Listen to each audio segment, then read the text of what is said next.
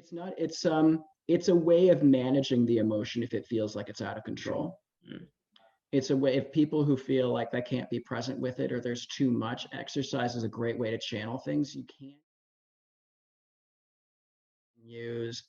can use anything in a productive way to channel certain, like you can use music if you feel like that's helpful, like angry music to help channel your angry energy into that.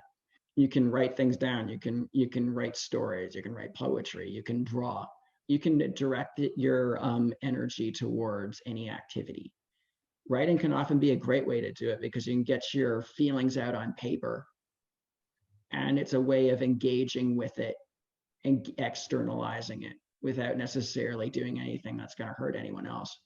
And then you can decide what you want to do with it. If you don't like that, you can burn the paper, or you can keep it if you feel like this is going to show me how my progress is going.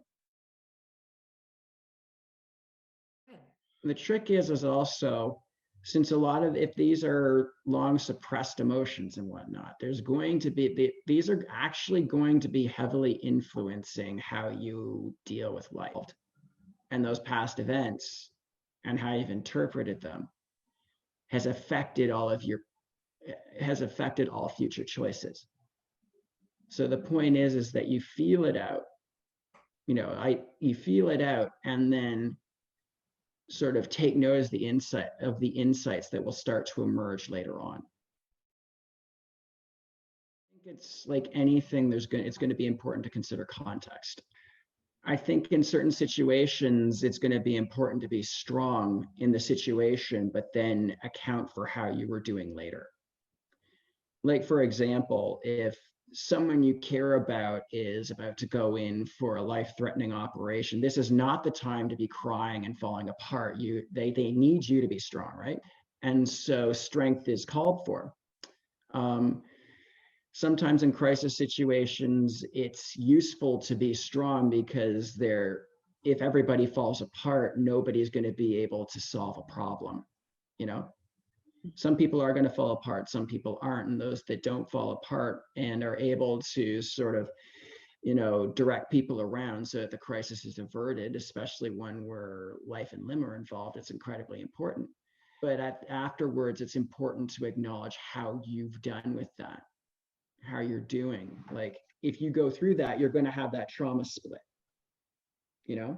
Some of the people who lose it will also have the trauma split, but at the same time, this split stays in place until you acknowledge, okay, how was that for me? And then you may have to feel some really unpleasant emotions. You will probably experience a very intense anxiety.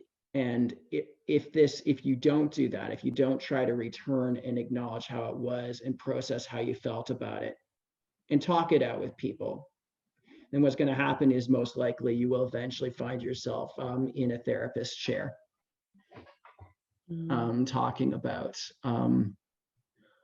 why it is you can't seem to, why you're getting stressed all the time, and why it is that you start flashing back to something that happened 2 years ago and you should be fine, and why it seems so crazy that you feel this way when it hasn't happened in 2 years and it seems like it's happening all over again.